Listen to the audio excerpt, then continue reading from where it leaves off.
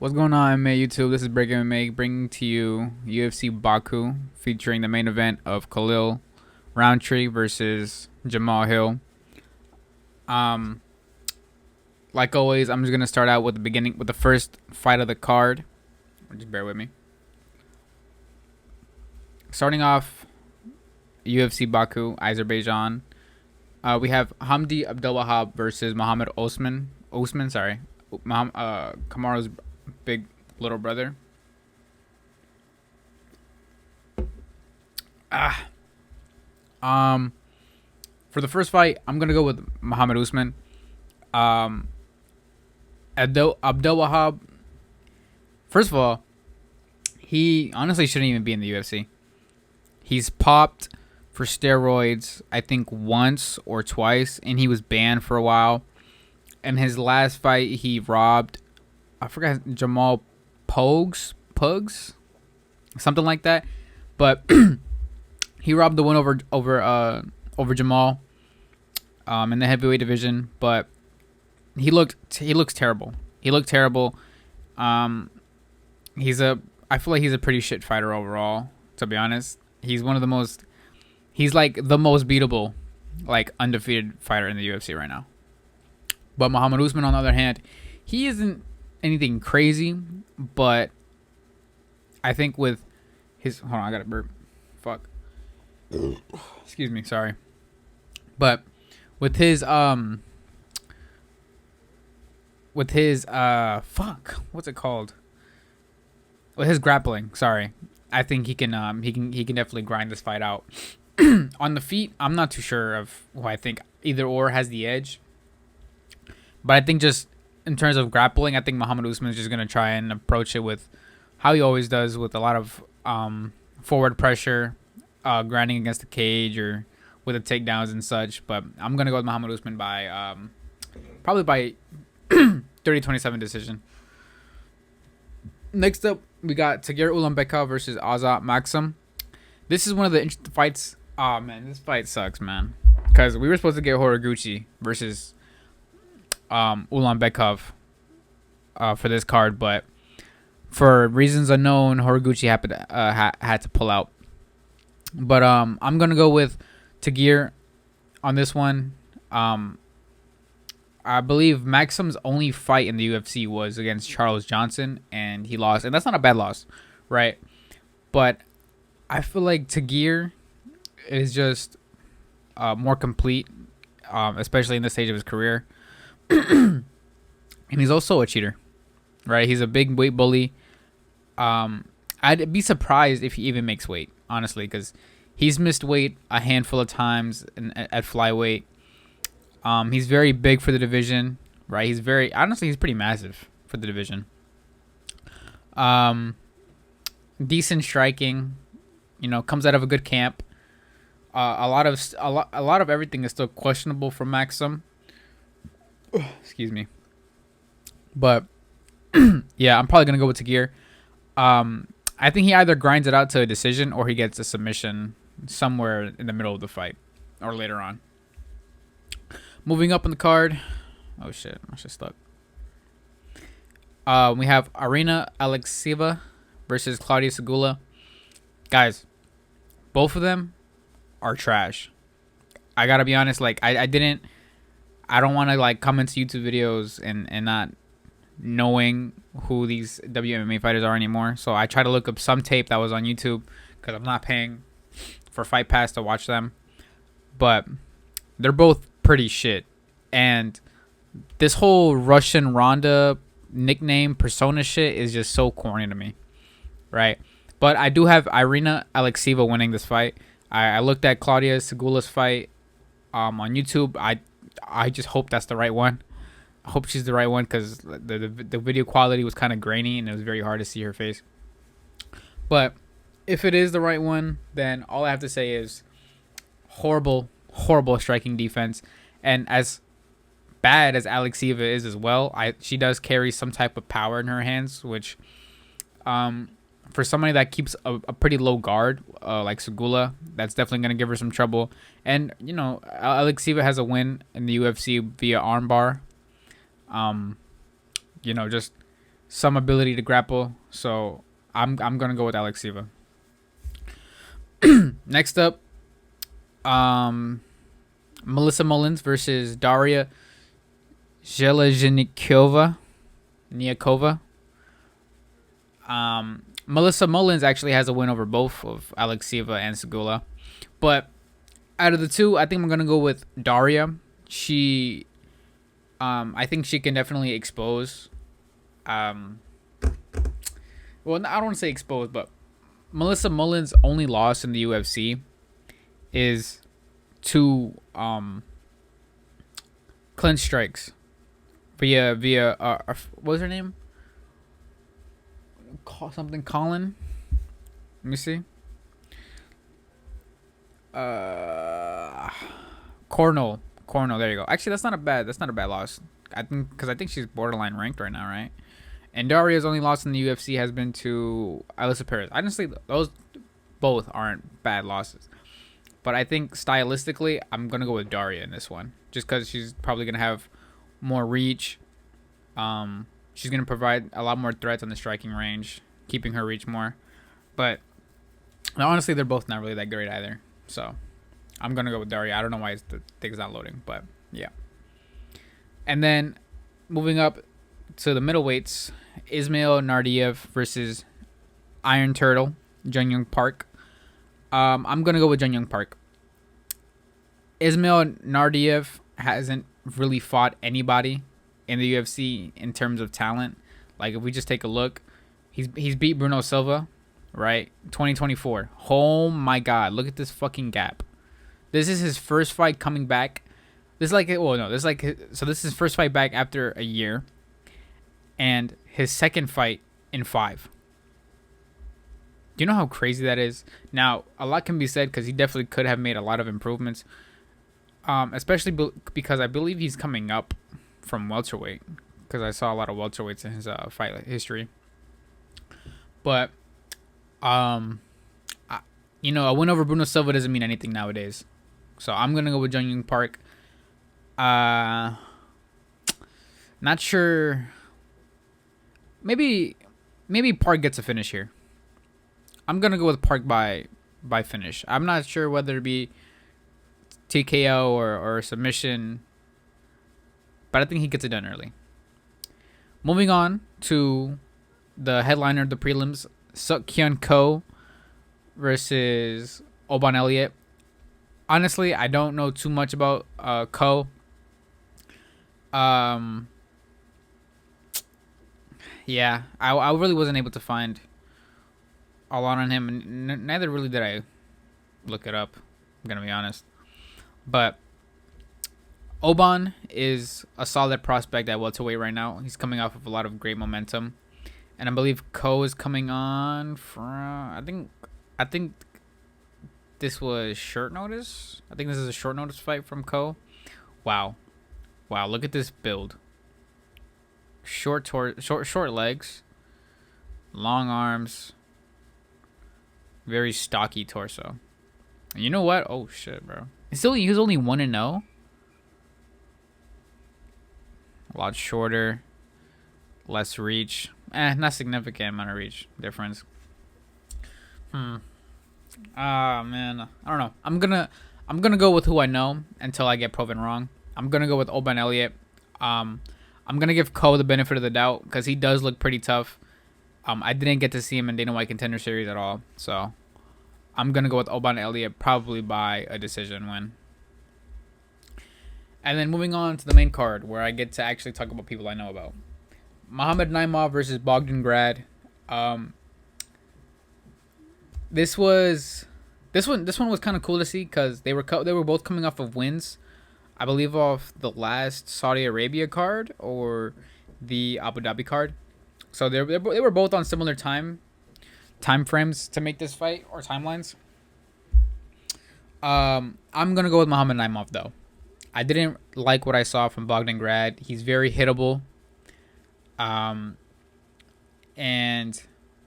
he doesn't necessarily have great grappling. As opposed to Naimov, who's a very dynamic striker, who is very dangerous and can knock you out and has that ability to grapple. So, like, just all around, I think I'm gonna go with Naimov over Bogdan Grad, and I think he can get a finish. Grad is pretty durable, but I think Naimov could probably pull it off. So maybe in like the later rounds, maybe around 2 or 3. And then moving up to lightweight, Nazim Sadikov versus Nicholas Moda. I'm going to go with Sadikov. Sadikov is very durable. He has very good defense, also very dynamic with striking, and holds a lot of power in his hands. So Moda, I believe, is coming off of a win. Yeah, he's coming off of a win. I can't remember against who. Let's see.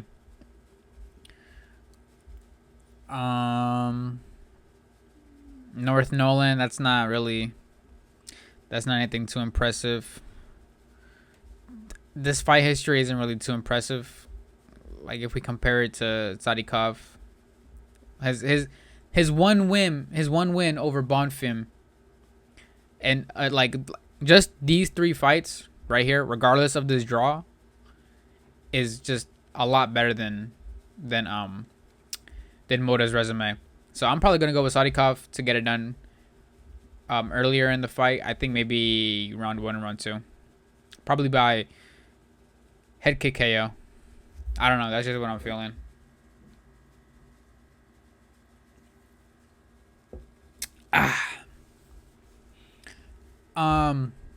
Now, originally, I was gonna go with Oral By, and I don't really know where that pick stands now. Because I looked up some film on Tofik Musiev. I liked some things that I saw, but there weren't. He didn't really stand out to me. I noticed he has some strong grappling, some strong takedowns.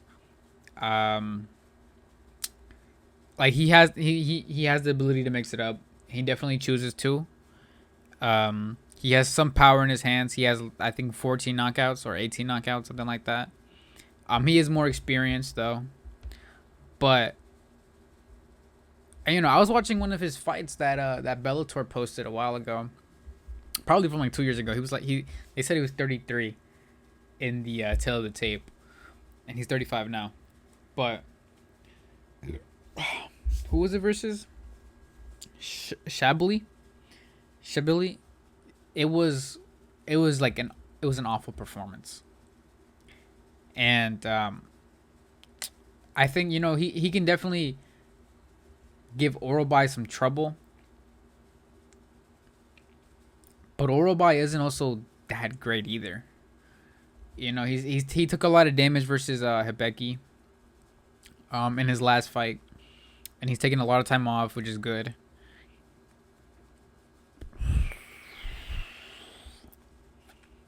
He's very durable. Orobay is very durable still. I feel like he gets hit a lot. And it's like at some point, how much can you take? Fuck. I'm really not trying to like count out Musayev here, but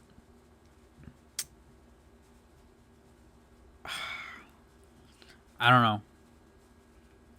Like a lot of the stuff that I seen earlier on in his career seemed pretty good, but like just that one Bellator fight just really throws me off.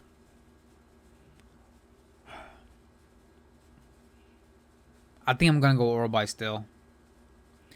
I think I'm still gonna go with Orobay, man.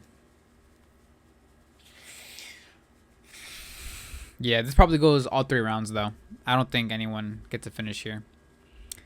But now we Now we move on to heavyweight with Curtis Blades versus Rizvan Kaniev. Another heavyweight that popped for steroids that doesn't belong in the UFC. I'm gonna go with Curtis Blades. It's just I'm gonna keep that short and sweet. Or I'm gonna sip some of my Diet Coke.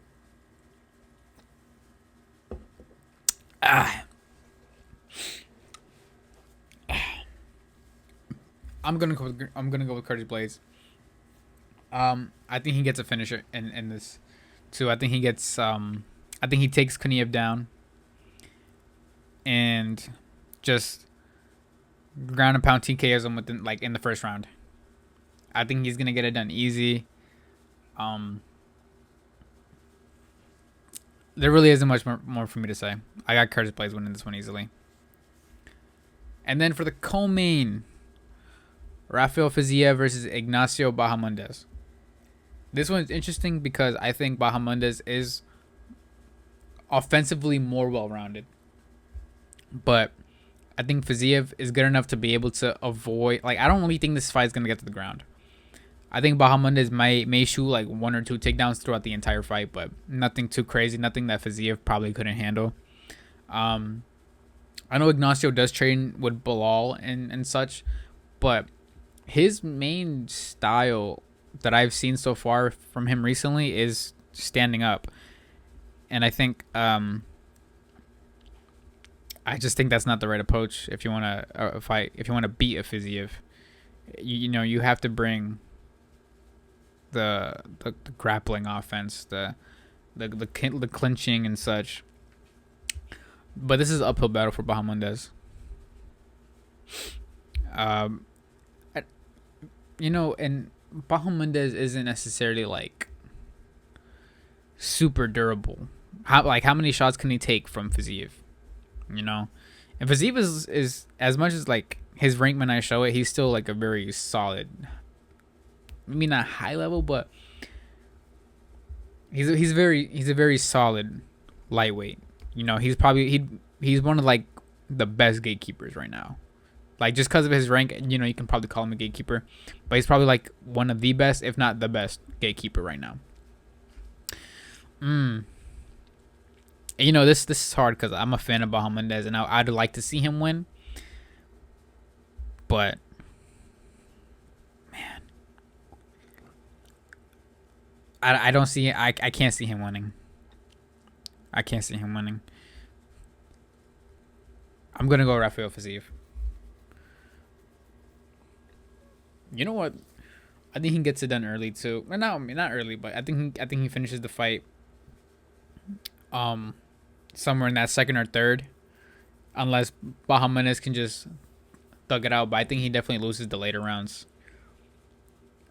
Like if Bahamondes' best bet is trying to get a finish early in the first or like early second, but I don't see that happening. I don't see any scenario where like, excuse me. I don't really see a scenario where he's able to submit Fiziev on the ground like he did versus Jalen Turner. On top of Jalen Turner not even being as good as Rafael Fiziev. So I'm going to go Rafael Fiziev. Either 30-27 or 29-28 decision. Or TKO. TKO or doctor stoppage in like the second or third round. And now, for the main event, Jamal Hill versus Khalil Rountree. I'm going to have to ride the train with my boy Khalil. Jamal, recent performances haven't been that bad. Right? He's only lost to Yuri. And he's lost to Alex. And, you know, I think Jamal Hill is very overrated as well. A lot of people are saying Khalil is very overrated. And, you know, I think to some extent, yes. Right? Did he deserve the fight versus Alex? No. Did anybody think he was going to beat Alex? No. But did he impress a lot of people? Yes, he did. He impressed me a lot. He showed great cardio. Actually, I take that back. He did not. But to be able, because I think what a lot of people misunderstand is that he knew going into this fight, a 5-round technical decision wasn't going to work. It wasn't going to be his way to win.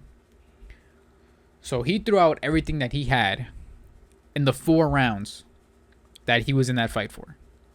4 rounds in Salt Lake City over 2,000 feet in the air. Right? Like 2,000 feet elevation? Am I right? And I'd say like you can't even really talk about um Jamal's fight with Alex other than the fact that he just took damage in that fight. You know, I think the only performance that you can really rate him off of is the Yuri one. You know, and we saw what happened. He got knocked out. But Yuri did pull off some pretty impressive moves that I don't really see coming from Khalil in this one. It's like in that knockout sequence from the when Yuri pulled back and then hit Jamal with the hook, check hook. I don't see that from Khalil, but I think Khalil's aggressive style is gonna allow him to open up opportunities because Jamal doesn't really have great defense. And he has some type of head movement. Like he's known to just pull his head back. Or at least from what I've seen, I think he's known to just pull his head back a lot. And his footwork is pretty trash. I think that that really allows somebody like Khalil to really step in there and get close with very little issue other than Jamal trying to hit him with the counter, right? And maybe that's part of the plan.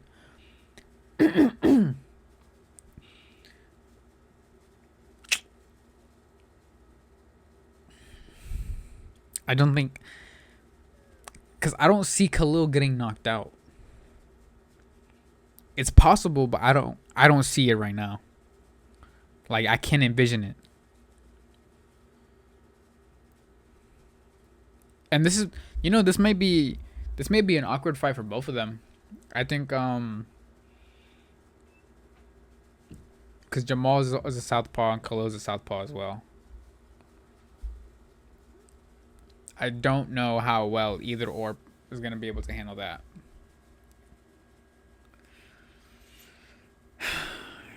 It's interesting. I'm still going to go with Khalil. If we think about who can really go down to the scorecards and probably be up, probably Jamal. I think his chances get better as the rounds go on. But he hasn't seen the scorecards in a couple fights. I think the last time he saw the scorecards was versus Glover. And guys, we're still talking about a Glover win from like 2-3 years ago. That, what I'm saying? Very one-sided win, very impressive performance at the time. But like nowadays, how like that win doesn't translate. It's not relevant anymore. And I think, both of their losses, considering both of their losses, Khalil's performance versus Alex was better than Jamal's performance versus Alex as well, for one. And he had a better performance losing to Alex than Jamal Hill had a performance losing to Yuri. So I'm going to go with Khalil. I think it gets sticky. I think they get into a lot of exchanges. And I think somewhere in that second or third round, somebody's going to get knocked out. Obviously, I just said I'm going for Khalil. So I think Khalil can get the better of these exchanges and be able to brawl with Jamal and open up a lot of shots and hit him really hard. But this is a very 50-50 fight. Because Hill does carry the power to knock out any one of the light heavyweights in the division.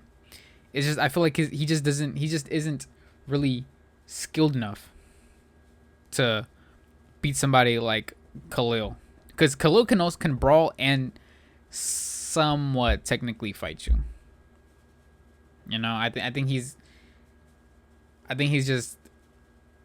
stylistically, it's a bad matchup for Jamal.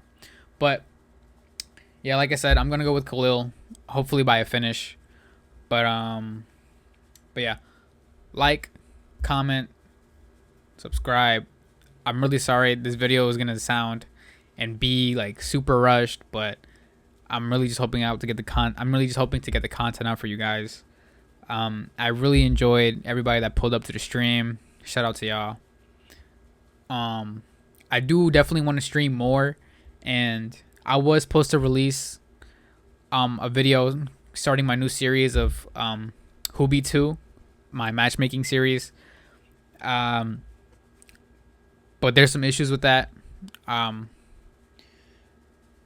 Quote unquote issues in the production of it. But and also just time. I haven't really had a lot of time this week to work that out.